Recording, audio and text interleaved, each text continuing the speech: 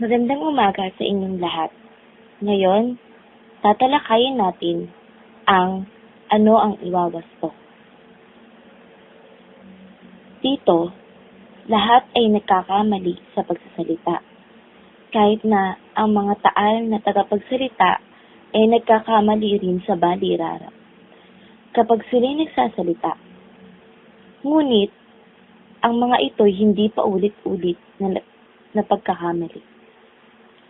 Sa katunayan, alam ng tagapagsalita ang tamang anyo ng mga salitang gagamitin sa pangungusap. Nagaganap sa ganitong pagkakamali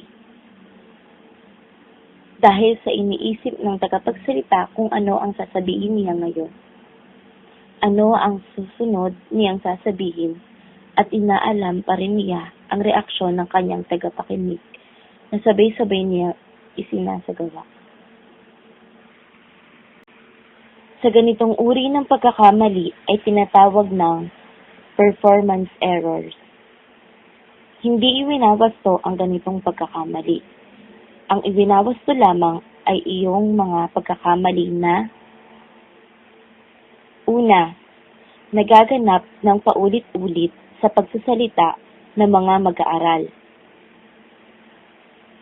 Pangalawa, mga aralin sa wika na binibigyan focus sa pagtuturo. Pangatlo, nakapangingilabot sa mga tagapakinig. Halimbawa na lang nito ay naginawan ang likod.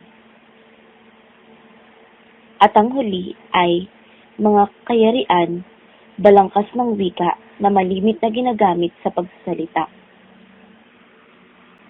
Batay sa unang katanungan na ano ang iwawasto, pumapaloob dito ang una, gaano kadalas ang pagwawasto.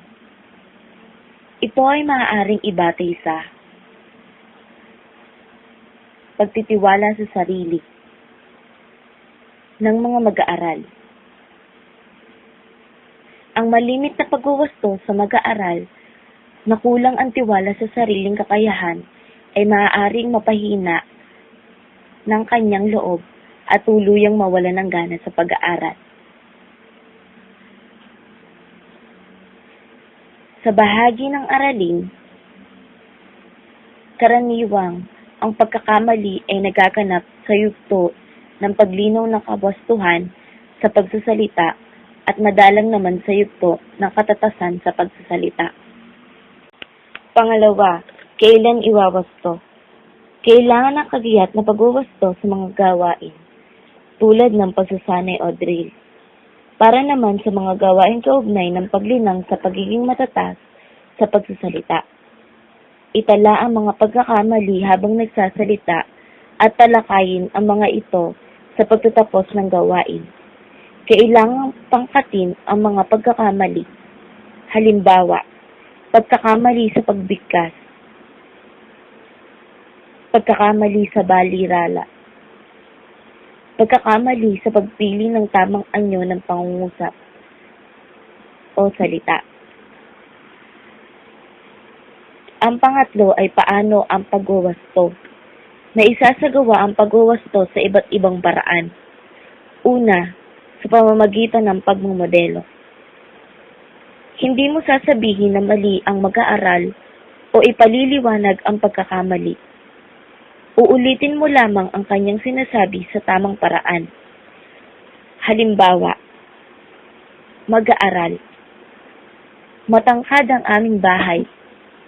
Guro, mataas ang aming bahay.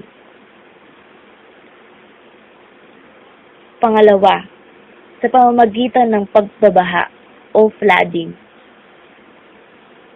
Ang paraang ito ay mabisa para doon sa mga pagkakamaling nakatanim na sa isipan ng mag-aaral, gaya ng isinasaad nito. Pababahain ang mga tamang gamit ng salita, pangungusap sa mag-aaral. Halimbawa, sa pamamagitan ng drill, upang madala ng agos baha ang mga maling gamit. Pangatlo, sa pamamagitan ng pagpapaliwanag. Kung sa palagay na paulit-ulit ang pagkakamali dahil hindi nauunawaan na mag-aaral ang tuntunin, maaaring ang pagpapaliwanag ng tuntunin at pagsasanay ng tamang anyo sa pagsasalita ay makatulong upang malunasan ang pagkakamali.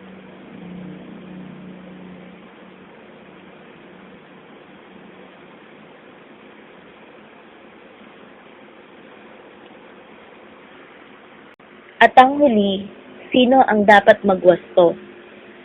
Hanggat maaari, hayaang iwasto ng mag-aaral ang sariling pagkakamali, o di kaya'y ipawasto sa kapwa mag-aaral ang kanya-kanyang pagkakamali. Ang ganitong paraan ay hihimok sa mga mag-aaral na panagutan ang anumang pagkakamali sa kanilang sariling pagkatuto. Gagawa lang ng pagwawasto ang guro kung siya hihingi ng pagkakataon. At dito nagtatapos ang ating talakayan tungkol sa ano ang iwawasto. Magandang umaga muli sa inyong lahat at maraming salamat.